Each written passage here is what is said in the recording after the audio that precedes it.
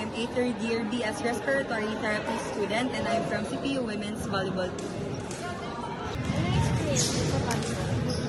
Actually, there are a lot of experiences na-encounter ko in playing volleyball. Since I've been playing volleyball for a couple of years. I started playing volleyball since I was grade 3, and there were a lot of ups and downs while I was playing this sport, and I also learned a lot, and I gained a lot of values in playing this sport in ways of being patient and knowing how to manage my time well.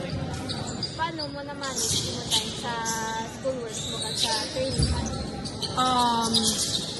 In that you need time management. So if ara ako sa school, then the focus dito sa studies ko, and sa mga vacant time ko, like for example, vacant time within my schedule sa class, I study in advance, and after training, ga-extend ko 2 to 3 hours for me to study for my upcoming quizzes for the next day.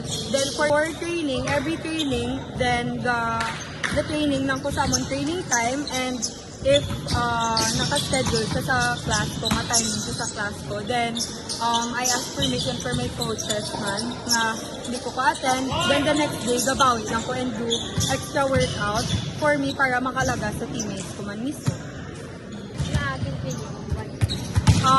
For me, in the first place, kampang-kampang man lang siya tani. But my older sister was playing volleyball, and I was curious about it. And then, nag-start na ako man mismo, gusto ko man mag-try until nga gin-love ko siya. And knowing it's a team sport, when I get to play with different personalities, in this sport, I can play with different people. I get to know a lot about them more. Tapos, I get to know and bond with them. Kay, syempre, it is a team sport, and damo-damo ko may nakilala tungkol sa volleyball, and because of that, they're like my sisters and family na.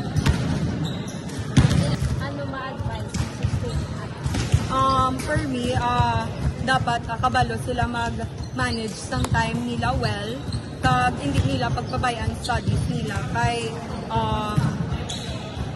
first gidya is ang imong pag-eskwela, hindi gid siya pagpabayaan, kag ano mo,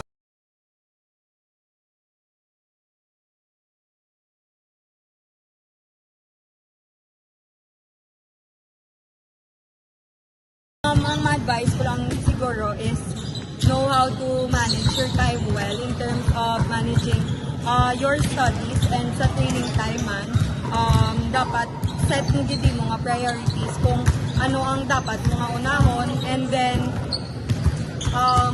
for me, hindi ka mag-give up. I know nga damo-damo challenges na ma-face mo within that situation, and you just have to conquer it and be strong, and dapat kusog mo faith kay Lord, kay I believe nga si Lord ang gapahatag sa aton sa strength, basta may ara ka lang faith sa iya, makayatag kita nanta.